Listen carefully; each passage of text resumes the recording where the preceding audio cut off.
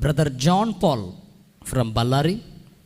Uncle, నాకు పాపము చేయాలని లేదు, కానీ ఏదో రీతిగా మళ్ళీ నేను పాపములో పడి పాపము చేస్తూనే ఉన్నాను. How can I overcome my sin completely? That's a wonderful question John Paul. ఎందుకంటే చాలామంది యవ్వనస్తులు ఎదుర్కొనేటువంటి ఒక మేజర్ ఛాలెంజ్గా దీన్ని నేను చెప్తాను. I really appreciate your question. Thing ఏంటంటే, ఒక వ్యక్తి జాన్ పాల్ నీవే కాదు, ఈ ప్రాబ్లం చాలామంది ఫేస్ చేస్తూ ఉంటున్నారు. I would suggest you one thing, ఇది ఇస్ ఎ కామన్ ప్రాబ్లం. మీరు ఇంటికి ఈ లైవ్ కార్యక్రమం అయిపోయిన తర్వాత రోమా 12:1-3 చదవండి. మీరు రోమా 12:1-3. దట్ ఏముంటుందంటే, మనస్సు మారి నూతన పరచబడటం వలన రూపాంతరపు అనుభవం గుండా ఏమవుతుందంటే మనం మార్పు చెందుతాం. రోమా 12:1-3.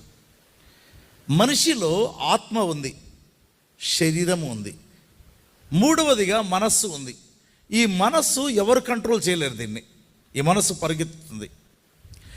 రెండవదిగా చూసినట్లయితే శరీరము ఉంది, శరీరానికి కోరికలు ఉన్నాయని అపోస్తలుడైన పౌలు చెప్పాడు.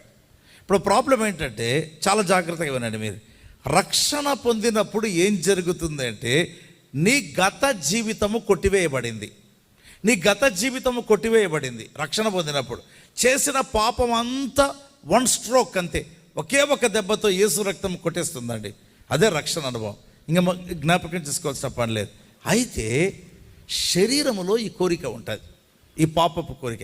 ఈ శరీరపు కోరికను బైబిల్ అంటారు కదా, దురాశ గర్భము ధరించి పాపము కనగా పాపము పరిపక్వమై మరణాన్ని కంటుంది. సో చేయబడిన పాపము కడిగివేయబడింది, కానీ శరీరంలో ఉండే డిజైర్స్ ఉన్నాయే, అవి ఇంకా ఉన్నాయి.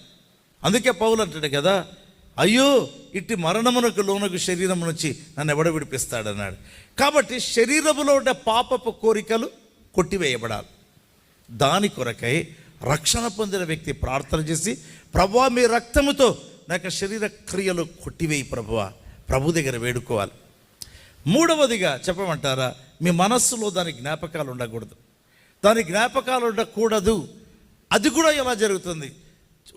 వేల కేసెస్ నేను డీల్ చేశాను జాన్ పాల్ ఈ విషయంలో, వేల కేసెస్.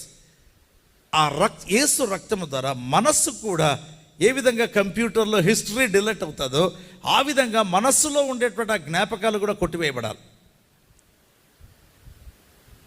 శరీరంలో కోరికలు పోవాలి పరిశుద్ధాత్మ ద్వారా. పౌలు అంటాడు కదా, తర్వాత రోమపత్రికలో 8వ అధ్యాయంలో అంటాడు కదా, ఇప్పుడు క్రీస్తు యేసునందున్న వారికి ఏ శిక్షా విధి లేదని చెబుతూ, క్రీస్తు యేసునందు జీవమునిచ్చు ఆత్మ యొక్క నియమం అన్నాడు. అంటే through the power of Holy Spirit, పరిశుద్ధాత్మ ద్వారా ఈ కోరికలను చంపుతూ, వాటి జ్ఞాపకాలు తొలగించుకుంటూ, ఆ డిజైర్స్ లేకుండా చేస్తూ ఒక కొత్త యుద్ధంలోనికి వెళ్ళాలి.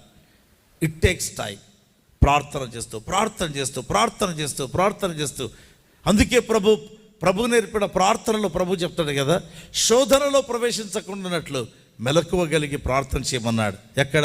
గెత్సెమన తోటలో. ప్రభు నేర్పిన ప్రార్థనలో ఏమన్నాడు?